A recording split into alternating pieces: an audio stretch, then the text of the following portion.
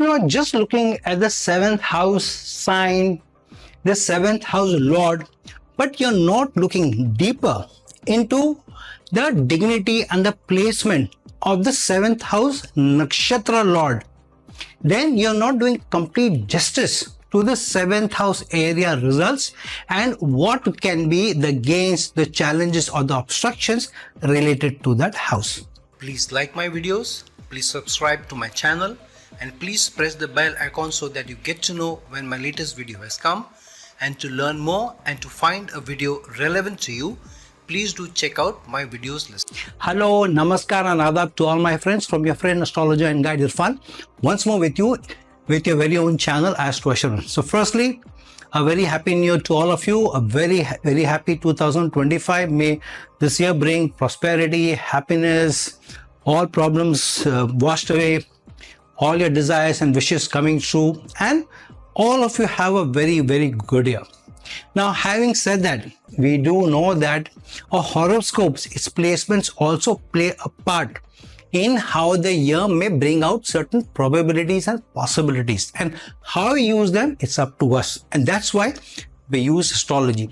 Now, one of the viewers requested me a few days back to make a video on the seventh house nakshatra lord's placement. So I wanted to make the series anyways, but slightly later, because this is a very deep subject.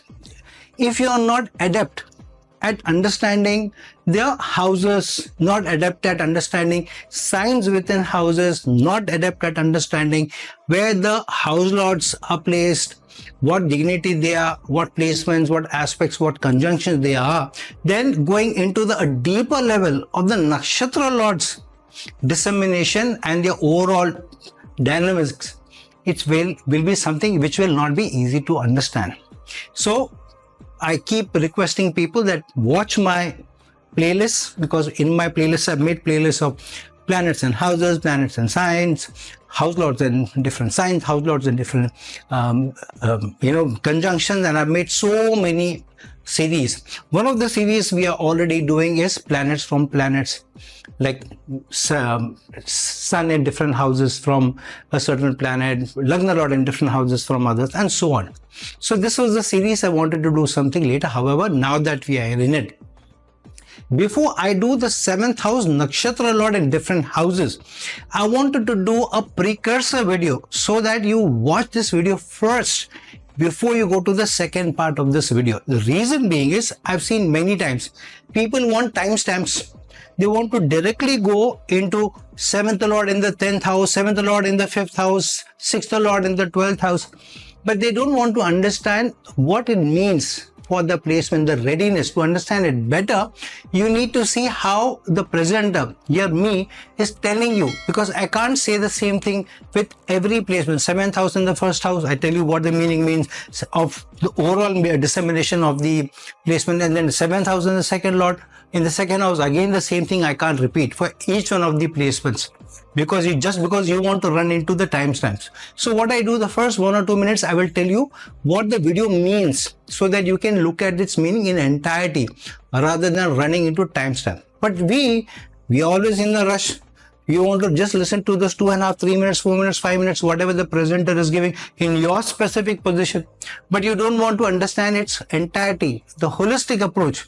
So you miss out in the introduction what the presenter is saying. So you miss out in knowing the juice, the exact meaning of the placement, because you're not ready to see or hear or listen or pay attention to what the introduction is saying, how you should be looking at that particular timestamp of yours. So please do pay attention to the first 2-3 minutes of my videos, at least in where I'm introducing a planet, a very ardent plea to you, request to you, start of the year. If you're still running into timestamp, where are the timestamps? Where are the timestamps? Looking for that. I used to give timestamps to all my videos earlier, but I realized people just want to listen to their part. They don't want to go and understand the video. So I stopped giving timestamps for this very reason. People are running to that. They are not understanding the video in its entirety. So when you're trying to look for your specific one, you will hear something which may be important for you in its entirety, videos in its entirety. So having said that, having laid at the start of the year how I want you to see my videos throughout the year, I don't want to get into this more. So one of the important things for you to understand before you see the second part of this video, where I'm going to tell you exactly 7th house nakshatra lord in different houses, is that you need to understand what it means. So firstly, the 7th house sign is very important. So if your Lagna is Aries, then the 7th house is obviously Libra. If your Lagna is Gemini, then the 7th house is Sagittarius. If your Lagna is Virgo, 7th house is Pisces. So based on what your Lagna first house is, the 7th house sign is very, very important. What is the sign? Because the sign will give the basic character to what that house is giving you as possibilities, dynamics, issues, problems, opportunities. After that, the 7th house lord's dignity, degrees, placements, conjunction, dosha, aspect, that will bring in its own variety, in its own flavor. But it will always start with, the first step always is 7th house sign. Very, very important. After that, the 7th house lord and its dignity, where it is placed, what dosha, yogas is important. Now, what happens is, even that is the step 1, because 7th house placed in the 12th house in exaltation versus debilitation versus combustion versus a bad yoga versus a Raj yoga. What does it mean? You need to not look at a single placement and from there derive results. And that's why these timestamps become very dangerous, because you're looking only at that part, but you're not looking at its entirety. So 7th house lord placed in the 12th house, but under aspect of another planet, plus it has a conjunction with another planet, plus it has its own dispositors placed in some other house. So you have to look at the overall pattern. You can't look at a single placement and say, oh, my Lagna lord is in the Dusthana in the 6th house. Oh, my life is full of trouble. Oh, it's gone into the 8th house. Oh, it's gone into the 12th house. This is not the way you will understand astrology. This is not the way you will understand the actual meaning of your placement, your actual meaning of your horoscope. Understand patterns. So you have to look at 3-4 things coming together as a pattern. When you are able to see patterns in your horoscope, you will understand it better. So the first part of the pattern of understanding the 7th house results will be the 7th house sign, then the 7th house lord, then the 7th house placement, dignity, yoga, and after that, once you're looking at that, then the nakshatra lord, 7th house nakshatra lord comes in. Now, how do you identify what is the 7th house nakshatra lord? So firstly, look at the degree of the ascendant. At what degree is the ascendant? If the degree of the ascendant is 3 degrees, then the 7th house is 3 degrees become important. In fact, the 7th house, not only the 7th house of 3 degrees is important. If the ascendant is at 3 degrees, then the 3rd degree of the 2nd house, 3rd degree of the 3rd house, 3rd degree of the 4th house, 3rd degree of the 5th house, all of this become important because the ascendant is at 3rd degree. So if the ascendant is at any degree, the same specific degree of the 7th house is seen. And then at that degree, which is the nakshatra, that is seen. So if your Lagna is Aries and it's at 3 degrees of Aries, then the nakshatra is Ashwini and its lord is Ketu. But then the 3 degrees, if you're looking at the ascendant Aries, 3rd degree of Aries, Ashwini nakshatra, then you have to look at the 7th house. 7th house sign is Libra. Then the 3rd degree of Libra becomes important. The 3rd degree of Libra has the Swati nakshatra, ruled by Rahu. Now, one simple thing, that doesn't happen with all the time, but if your Lagna nakshatra lord, Lagna specific degree is nakshatra lord is Rahu, then the 7th house nakshatra lord will always be Ketu. It may not happen with every other planet or placement, but these two, Rahu and Ketu, will always be opposite to each other, not only in the houses, but also as nakshatra lords. So yeah, if the first house is at 3 degrees of Aries, has Ashwini as the nakshatra and Ketu as the nakshatra lord, then 3 degrees of Libra with Swati nakshatra and Rahu being the nakshatra lord becomes very important. So now we have found your Lagna is Aries and it's at 3 degrees, its nakshatra is Ashwini, but we are interested in the 7th house with this video. Then 7th house is Libra, 3 degrees is Swati, Rahu is important. Now the other thing is, which has an upper hand in giving results of the 7th house? Is it the ruler of the Libra sign, which is 7th house sign, or is it the nakshatra lord of Swati, Rahu? Here Venus will always have an upper hand because Venus is the ruler of the sign, and within the sign there is not one but 3 nakshatra in every sign. However, because the degree of the nakshatra corresponds to degree of the ascendant, so the nakshatra lord of that particular sign becomes very important, not any other planet. So if the 3rd degree is of Aries Lagna or any Lagna, and the 3 degrees here we're talking about Libra, Swati, then here Venus ruler of Swati and the nakshatra lord Rahu becomes important, not any other. Keep that in mind. So then Venus has an upper hand. Venus's placement becomes very important. Then what role does the nakshatra lord, here Rahu please, the nakshatra lord will give you more karmic possibilities. So Venus's placement or 7th house's placement will give you where the possibilities are, what are the probabilities, who you may meet, who you may marry, and you are given a choice. However, with the nakshatra lord, these are karmic placements, which means these are at the DNA level. I've said this in many of my videos. The star system, the nakshatra system is at the foundational level. DNA level, you can't avoid its dissemination.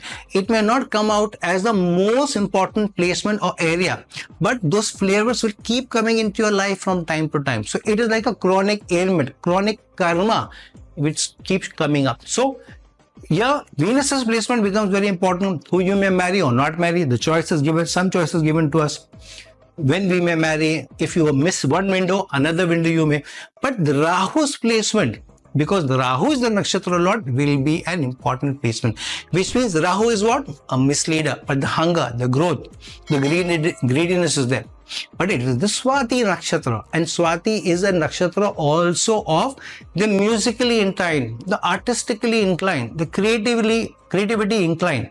Which means the person, your spouse, may have a tendency of some creativity, some innovation, some artistic ability also. So something creative the person will show, either music, artistic ability, somebody being able to do some other thing beautifully, playing music, being in some character, or at work they may be very creative, at home they may be very creative, in your makeup they may be very creative. In one part of life there will certainly be more creativity, more imagination, more innovativeness. But in relationship, there may also be that hunger and greed. I want this, I want my spouse to be able to do this, I want my spouse to be able to do that, I want my spouse to do this for me, I want my spouse to do that for me. And there will be a certain degree of materialism. I want my spouse to be good looking, I want my spouse to be very jovial, funny, I want my spouse to be doing well, I want my spouse to earn well, I want my spouse to be able to give me a good life, or match me in my salary or my dedication, and all that. Then materialistic nature will also come in. However, Venus, the lord of the sign of the 7th house, will become very important, and then Rahu. Now the other aspect becomes very important is, apart from where Venus is in the what yoga and all this, what is the relationship between the 7th house lord, sign lord, and the 7th house nakshatra lord. So for example, if say your Lagna is Cancer, then your 7th house sign becomes Capricorn. Now a Capricorn 7th house sign lord is Saturn. But say it is at a certain degree. If the degree of Capricorn sign is 20 degrees, then the 20 degrees of Shravana, 20 degrees of Capricorn correspond to the Shravana nakshatra. Shravana nakshatra is ruled by moon. So here, not moon, the Shravana qualities will have an upper hand before moon's qualities comes in. So first, Capricorn sign, because that is the lord, that is the ruler of the 7th sign. After that, Saturn's dignity placement. After that, the nakshatra Shravana at 20 degrees. After that, the ruler of Shravana, which is moon. So sign, ruler of sign, nakshatra, ruler of nakshatra. These are these steps, one after the other, in importance.